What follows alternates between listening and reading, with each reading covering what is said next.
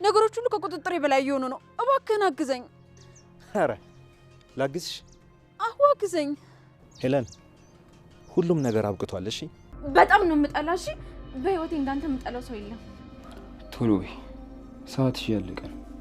ቴዲ ቀጠሮ አለብኝ። ይበቃሻል። እሺ ከዚህ በላይ እንድታስረፍጅኝ አልፈልግም። እየጠበቀችኝ ወይዬ ነው የሚባለው። ኧረ እኔ እንደዛ አይደለም።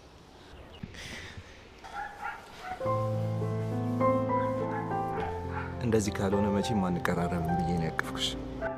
ወይዘሮ ሄለን ወደ ቴዶ በመሄድ ያደረከው አንተና አይደለ? እባክህን ልጁን ልቀቀው፣ እያደረክ ያለው ቀልድ ደስ አይልም በማለት ወደ ቴዲ በመሄድ አናግረው ነበር። ታዲያ ቴዲም ደግሞ ከዚህ ነገር ውስጥ እጁ ነፃ እንደሆነና እሷ ስለምትለው ነገር ምንም የሚያውቀው ነገር እንደሌለ በግልጽ ቢነግራትም ወይዘሮ ሄለን ግን ይህንን ነገር ካንተ ውጭ ማንም ሊያደርገው አይችልም በማለት ደምድማለች። ነገር ግን እሱ በሚያመርበት መሀላ ደግሞ እንዳላደረገው ምሎላታል። ታዲያ ይህንን ነገር ደግሞ ማን ሊያደርገው ይችላል እያለች ድንጋጤዋ ሳያበቃላትና በተለያየ አቅጣጫ ኪሳራዋ የበዛባት ወይዘሮ ሄለን አሁን ደግሞ ያላሰበችው ሌላ እንከን ገጥሟታል። ታዲያ እሱም ደግሞ አይደለም ቀርቶ በወንጀል ከዚህ በኋላ ልተባበርሽ እኔ ከዚህ በኋላ ካንቺ ጋር መስራት ይቀርና ከዚህ በኋላ ካንቺ ጋር በቴሌፎንም ንግግርም አልፈልግም በማለት እዚህ ጋር ቋጭቶላታል። ከዚህ በኋላ እንድትበጠብጭኝ አልፈልግም፣ የራሴን ህይወት መኖር እፈልጋለሁ፣ አዲስ ህይወት የራሴን ህይወት መስርቻለሁ በማለት ወይዘሮ ሄለንን ቁጭ አድርጓት ሄዳል። ታዲያ ወይዘሮ ሄለን ደግሞ ይህ ነገር ያልተዋጠላት በፍጹም አያደርገውም፣ ይሄ ጅል ይወደኛል የሚል ትልቅ እምነት አላት። ዛሬ ላይ ደግሞ የመጨረሻ ውሳኔውን አሳውቋት ባለችበት ቦታ ቁጭ አድርጓት ሄዷል። ታዲያ ወይዘሮ ሄለንም ደግሞ በአሁኑ እውነት ስለመሰላት ነገሮችንም ለማረጋገጥ ስትልም ተከትለው ነበረ። ከነገ ቆይታዎች በኋላ ከጥቂት ከተጓዘም በኋላ ወይዘሮ ሄለን እንደተከተለችው ስላወቀ እሱም ፋናውን አጥፍቶባታል። ሰላም ጤና ይስጥልኝ ውድና የተከበራችሁ የቻናሌ ቤተሰቦች እንደምን አላችሁ?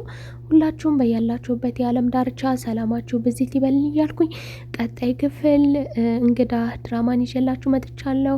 ቪዲዮን ከወደዳችሁት ላይክ፣ ሼር ማድረግ አትርሱ እያልኩኝ ዛሬ ላይ ደግሞ ባላሰበችው መልኩና ባልገመተችው ደግሞ በአዶኒ ይህ ነገር ከሱ ይወጣል ብላ ባልጠበቀችው በአዶኒ ደግሞ ከባድ ነገር ተፈጥሮባታል።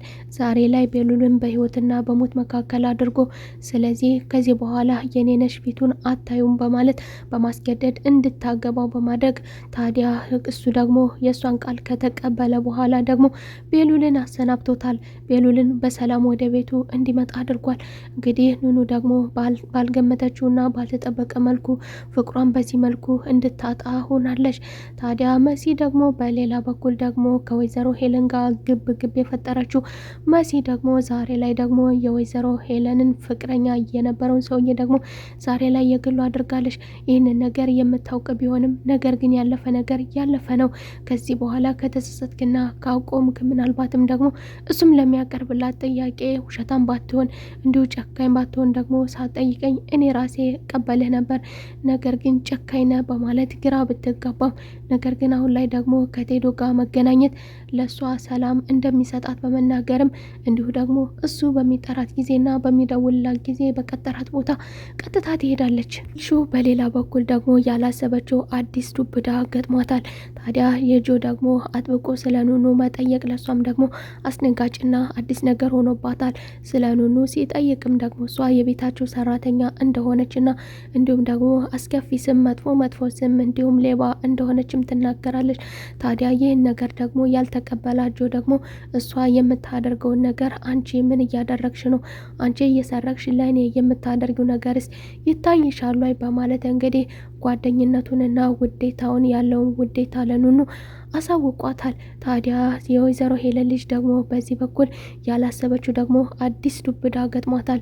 ከዚህ በፊት አዶኒ ገና ተመለከታትና ሰላም አላ በማለት ሰላሟን የነሳቻት እንዲሁም ደግሞ ወንድሜ ተመለከታት፣ ወንድሜ ፊቱን ወደ እሷ አዞረ በማለት ሰላሟን የነሳቻት ዛሬ ደግሞ የምትወደውና የምታፈቅረው የነበረው ልጅ ዛሬ ደግሞ እሱም ወደ ኑኑ ተመልክቷል። ታዲያ ይህንን ነገር ደግሞ ኤልሹ ዛሬ ላይ አውቃለች። የማትቀበለው ነገር ቢሆንም ነገር ግን ደግሞ እንዳደረገውና ይህች የተረገመች ልጅ ምን ብታደርጋቸው ነው ሰዎች ሁሉ ወደ እሷ የሚነግዱት ትላለች። ከእሷ ጋር ምንም አይነት ግንኙነት የለኝም ያለ ቢሆንም ነገር ግን አሁን ላይ ደግሞ እባክህን ጆ ማንም የለኝም፣ አባቴን አጥቻለሁ፣ ወንድሜንም የማጣው እየመሰለኝ ነው፣ እባክህን ወንድሜን ፈልግልኝ ትላለች። እሱም ደግሞ ለመሆኑ የት ነው ምን እንደተፈጠረ ንገሪኝ ካለም በኋላ ደግሞ ለመሆኑ የሁላ ሰው ከዚህ ቤት እየኖረ የኔ መፈለግ ለምን አስፈለገ ትላለች። ነገር ግን ኤልሹ በሌላ በኩል ወንድሜን ፈልግልኝ ብላ ወደ ቤት ማምጣቷ ደግሞ ባላሰበችው መልኩ ፍቅረኛዋንም እያሳጣት ነው። ታዲያ በሌላ በኩል ደግሞ ስቃዩ የበዛው ደግሞ ኑኑ ዛሬ ላይ ጆ ደግሞ ለአይኑም ራብ ሆናለች። እሷን ሳልመለከት እሷን ሳላገኝ አይኖቿን ሳላይ ከዚህ ቤት አልወጣም እስከ ማለትም ደርሶ ነበረ። ታዲያ ኤልሹ ደግሞ እሷ እኮ ሰራተኛችን ናት፣ ሌባ ናት ባለችም ጊዜ ደግሞ ስለ ንጽህናዋ በፊቷና በመልካምነቷ ባነጋገሯ በእርጋቷም እየወሰነ ሲናገርላትና ሲመሰክርላት ነበረ። ኤልሹም ደግሞ አልገባኝም፣ ጭራሽ ስለሷ ትከራከርልኛለህ፣ የታውቃት ነው እያለች እንግዲህ በዚህ ሁኔታ ላይ እየተነጋገሩ ደግሞ አዱ ይመጣል። አዶኒ ደግሞ ወደ ቤት ሲመጣ እሷ ምንም ነገር የማታውቀው እባክህን ወንድሜን ፈልግልኝ፣ ወዴት ሄደ ነው የጠፋው፣ ለምንስ ጠፋ፣ ወንድሜ ጠፍቷል ያለችው ቢሆንም አዶኒ ግን አዎ እንደጠፋ አውቃለሁ፣ ነገር ግን እኔም አብሬ እየፈለግኩ ነው በማለት ኤልሹን ደግሞ በዚህ መልኩ ሸውዷታል። ታዲያ አዶኒና ደግሞ ጆ ፊት ለፊት ተገጣጥመዋል። የነሱ ደግሞ ግራ የሚያጋባ ፍጥጫ ደግሞ ለኤልሹ ትልቅ ጥያቄ ሆኖባታል። አልገባኝም፣ አንተ ተመለከትከኝ አልተመለከትከኝ እየተባባላችሁ ደግሞ የምትገለማመጡት ለመሆኑ የት ተገናኝታችሁ የተዋውቃችሁ ነው ትላለች ኤልሹ። አዶኒም ወደ ቤት እንደተመለሰ ማን እንዳለ እቤት የሁላቸውንም ነገር ካጣራ በኋላ እሱም ደግሞ ቀጥታ ኑኑ ወዴት ቦታ እንደምትገኝና የት ክፍል እንዳለች ወደ ነበረችበት ቦታም አምርቶ ነበረ። ታዲያ ኑኑም ደግሞ ላይኗ የጠላችውም ኑኑም ደግሞ እንደምትጠላው ብትነግረውም እሱ ግን ዛሬ ላይ ደግሞ አስገድዶ እንግዲህ እንድታገባው አድርጓታል። እኔ ያንተ ነኝ እንድትገኝ እፈልጋለሁ፣ ካለበለዚያ ወንዶች አሉኝ አሁኑኑ እንዲገሉት አደርጋለሁ በማለት ኑኑ ላይ ከባድ ጫና አድርጎባታል። ኑኑም ደግሞ እኔ አንተን በፍጹም አልወደህም፣ አላገባም፣ እንዲያውም በጣም ነው የምጠላ ያለችው ቢሆንም ነገር ግን ደቂቃዎች ባልሞላ ጊዜ ውስጥ ደግሞ ወንዶችን ጠርቶ ህይወቱን እንዲቀጥፉለት አድርጎ ነበረ። ታዲያ ኑኑም ደግሞ እንደዚህ እንዲደረግ አልፈልግም፣ በቃ ባልከው ነገር እስማማለሁ፣ ባልከው ነገር ተስማምቻለሁ በማለት ኑኑ እንግዲህ ባላሰበችውና ባልጠበቀችው መልኩ እንግዲህ ያዶኒ ሆናለች። መሲም ከተቀጣጠረችበት ቦታ ሆና ቴዲን እየጠበቀችው በነበረችበት ወቅት ቴዲ ደግሞ እንደለመደው ዛሬም አርፍዷል። ነገር ግን ደግሞ ያረፈደበት ምክንያት ሄለን አቅጣጫውን እንዳታውቅበት ሲል አቅጣጫ እየቀየረና እየተደባበቀ ስለመጣ ነበረ። ታዲያ መሲም ደግሞ እየተለመደ ነው ሁሌ እንደዚህ ነህ አንተ ለማለት ለመጨረሻም ጊዜ ደግሞ ምናልባትም እየቀለደብኝ ሆን በማለት መጨረሻ ውሳኔዋን ወስና ልትመለስ ስትል ነበር በቦታ የደረሰው። እሱም ደግሞ እንግዲህ ከሰዎች ጋር ስለነበርኩኝ አልተመቸኝ ሆኖ ነው ይቅርታ በማለት ከመሲ ጋር ዛሬ ላይ ደግሞ ጥሩ ቅርርብ አድርጓል። ታዲያ የቴዲ ደግሞ ከልብ የመነጨ የፍቅር አመለካከትና የፍቅር አስተያየት ደግሞ መሲንም ዛሬ ላይ ልቧን ገዝቶታል። ታዲያ እሱም ደግሞ አሁኑኑ ምን ይመስልሻል አብረን ብንሆን በማለት መሲን አስደንግጧታል።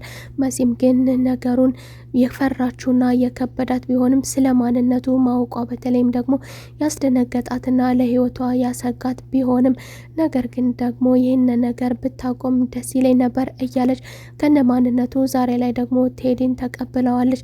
መሲ ዛሬ ላይ ከቴዲ ጋር ተቀብለው ጥሩ የሚባሉ ጊዜያቶችን አሳልፋለች። ታዲያ በሌላ በኩል ደግሞ አዶኒ ወደ ቤት በመሄድ ቤተሰቡን በሙሉ አዲስ ነገር እንደያዘና በተለይም ደግሞ ወይዘሮ ሄለንን እንደሚፈልጋት እሱም ከቤት ቁጭ ብሎ እየተጠባበቃን ነበረ። በሌላ በኩል ደግሞ ባልተጠበቀ መልኩና ባልታሰበ መልኩ ደግሞ እንዲሁ ጥያቄ የሆነበት ወይ ወንድሜን ማነው ያገተው? ከወንድሜ ምንድነው የሚፈልጉት? ሄለን ትሆን ወይስ ደግሞ አትሆን የሚል ጥያቄ የፈጠረበት ደግሞ የነ ኤልሹ አጎት ናሆም ደግሞ ወደ ቤት ሄዶ ነበር። ታዲያ ሁለታቸውም በጉጉት እየጠበቋት፣ ሁለታቸውም በተለያየ ነገር ወይዘሮ ሄለንን እየተጠባበቋት የነበረ ቢሆንም ነገር ግን ወደ ቤት ስትገባ ደግሞ ሁለታቸውም ባንዴና ባንድ ቃልና ባንድ ሰዓት ውስጥ ሁለታቸውም አንቺን እንፈልጋለን ብለዋል ነበር። ታዲያ ወይዘሮ ሄለን ደግሞ እንዲቀድም የፈለገችውን በማስቀደም አዶኒን ወደ ክፍል እንዲያመራ አድርገውታል። አዶኒም ግን ለጥብቅ ነገር እንደሚፈልጋት ወይዘሮ ሄለንን የተናገረ ቢሆንም ነገር ግን ደግሞ የኤልሹ አጎት ናሆም ደግሞ የኔ ይበልጣል፣ አንተ ወደዛ ሄድና ጠብቀን እኔ ላናግራ በማለት አዶኒን ወደ ውስጥ እንዲገባ ካደረገ በኋላ ቆይ ልጄን ምንድነው ያደረግሽው? ቤሉል የት ነው? ተናገር እያለ ዛሬም ደግሞ እንደለመደበት ማስገደዱን ቀጥሏል። እንግዲህ ደግሞ አዶኒስ ለወይዘሮ ሄለን ምን ሊላት ይሆን? ምን ይሆን ያዘጋጀላት የሚለው ደግሞ የሁላችንም ጥያቄ ነው። መሲም ከውጭ ቆይታው በኋላ ወደ ቤት ስትመለስ ደግሞ ተደብቃ ለመግባት ስትሞክር ደግሞ ያላሰበችው እንግዳ ጠብቋታል በቤት ውስጥ። የት ነበርሽ? ከማን ጋር ነበርሽ? ከዛ ጅል ጋር ነበርሽ? በሚል አሁን ላይ ደግሞ ናሆም ደግሞ በሌላ መንገድ ደግሞ መሲን አፋጦ ይዟታል። መሲም ደግሞ አያገባህም ያለች ቢሆንም እሱ ግን በግልጽ የወደፊት ባልሽ ነኝ በማለት ስለ ማንነቱ አሳውቋታል።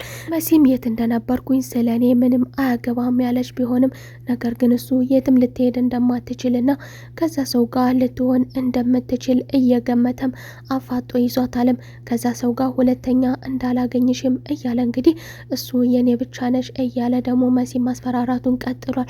ታዲያ በዚህ ሁኔታ ላይ እያሉ ደግሞ ወደ እህቱ ኤልሹን ደግሞ ለማየት ወደ ክፍሏ ያመራ ቢሆንም ደግሞ ኤልሹ እንዳዘነችና አንገቷን እንደደፋች መሬት ላይ ተቀምጣ ነበረ። እሱም ደግሞ የያዘውን አዲስ ነገር ቤሉል ደውሎለት ስለነበረ ቤሉል እኮ ደውሎልኛል እየመጣ ነው በማለት ለኤልሹ የያዘውን ብስራት ያሳውቃታል።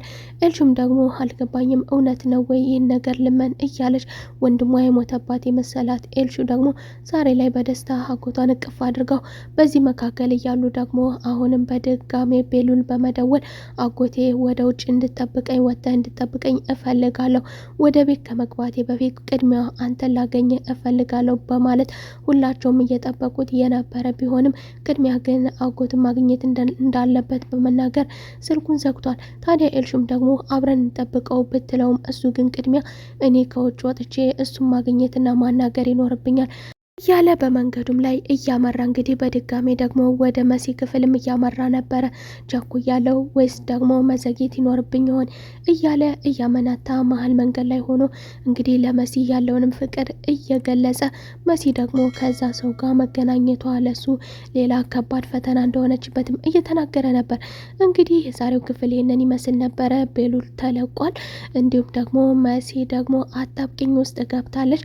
እነዚህ ሁለት አደገኛ ሰዎች እርስ በርሳቸው ይብላሉባት ይሆን ወይስ ደግሞ እንግዲህ አንዳቸው ያንዳቸው ለማድረግ ደግሞ አንዳቸውን እያግቱ ይሆን እያለን የዛሬው ክፍል ይህንን ይመስል ነበር። በቀጣይ ክፍል ተመልሰን እስከምንገናኝ መልካም ቆይታ